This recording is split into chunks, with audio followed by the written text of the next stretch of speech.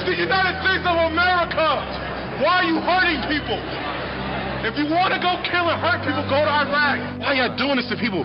Y'all walk around in riot gear like this is a war. I saw them beating people, people that had nothing to do with anything, just grabbing people out the crowd. There's no honor in that.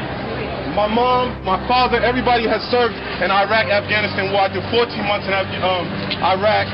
My father was in Afghanistan. My mother did a year in Iraq. We fought for this country. I don't come home. I'm in New York City. I am from New York City, and these cops are hurting people that I fought to protect. There's no reason for this. There's no honor in hurting unarmed civilians, and I won't let it happen. Have a good night. I served with Kilo Company, 3rd Battalion, 8th Marines as an automatic machine gunner. There's a term, once a Marine, always a Marine, but there's also the term, eat the apple, F the core. I don't work for you no more. What sort of training did you have as a Marine? I mean, were you given cultural awareness? This Republican-Democrat thing, all the world is a stage. Obama is a puppet. He reads the script, he's a teleprompter reader, that's his official job, he doesn't make any decisions. Strings? The powers that be that have the majority of power in this world are those that control the financial system. The financial crisis, engineered by these same criminals who are the ultimate fraudsters of the world. The Federal Reserve, the European Central Bank, those are the real string pullers, that's real power. War is out of control, and those who are destroying this world by fraud and deception is what's out of control. 9/11 was the false flag operation used to justify the invasion of Afghanistan. It is the ultimate deception, and it's done for a full spectrum dominance agenda, which is part of controlling this world by deception. And unless we as people stand up to these treasonous traitors and all of those people carrying out this stuff and the colluders, including the mass media and the politicians, we are going to continue to get this kind of deception. The individual is handicapped by coming face to face with a conspiracy so monstrous that he cannot believe it even exists. And that's the problem we have today. This conspiracy is so monstrous, so demonic, that we tell people about it and they say, you're crazy, this is America, it can't happen here. We have all the evidence needed to prove it to anybody, if they'll just look at the evidence, that 9/11 was an inside job.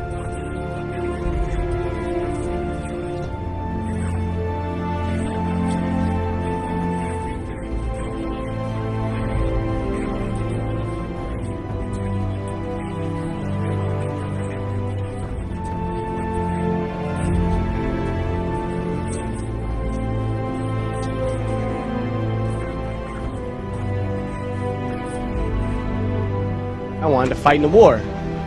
I joined up, month out of training, I arrived in Baghdad, Iraq. We believed 9/11 was a lie. This is in 04. Every sort of soldier believed 9/11 was a lie. We thought the people would expose the lie, know the war's a lie, and bring us home. I'm outraged at what is going on. Again, they're using this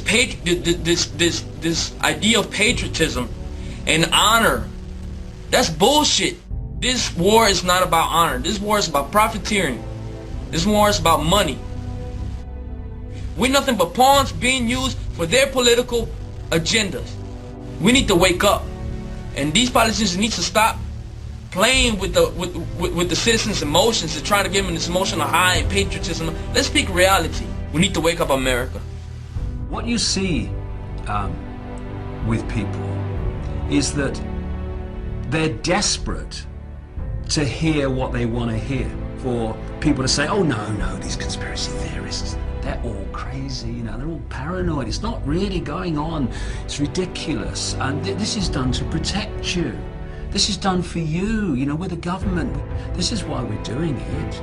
You know, watch the telly. There's a game on in a minute, and you'll be fine. And we're just going to build another concentration camp, okay? See you later. Take you to the FEMA camps being built by Halliburton right now to house 50 million Americans. They're building enough concentration camps in America. If we don't act now, we're going to lose all our rights. I served my country. I got an honorable discharge from the Army, and I swore an oath to protect the country from all enemies, foreign, domestic. Now, these people that are operating in our government right now are criminals. Whatever you hear on TV isn't what the reality is. You are losing your rights as we speak. You got H.R. 2749, which is a Food Safety Act. and this affects the entire country. They can stop all forms of transportation in and out of the state. They can destroy vehicles. They can declare martial law, and they can shut restaurants down. They can shut down supermarkets, and that's why they put all these hot button issues out there to distract people, so they argue amongst themselves, like race and abortion and terrorism and healthcare and God only knows what else. They got you all distracted, arguing amongst each other while they're all fucking robbing us. And people don't know. I talked to people today, they didn't even know what martial law was. They're like, what's that?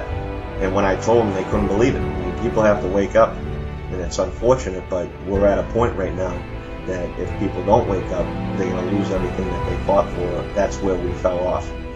We were out watching football or basketball or baseball or going on the beach or talking on the internet or texting each other, whatever the case may be. The last nail is being driven into the coffin of the American Republic, yet Congress remains in total denial as our liberties are rapidly fading before our eyes. The process is propelled by unwarranted fear and ignorance as to the true meaning of liberty. It is driven by economic myths. Who would have ever thought that the current generation and Congress would stand idly by and watch such a rapid disintegration of the American Republic, which is equivalent to granting dictatorial powers to the president.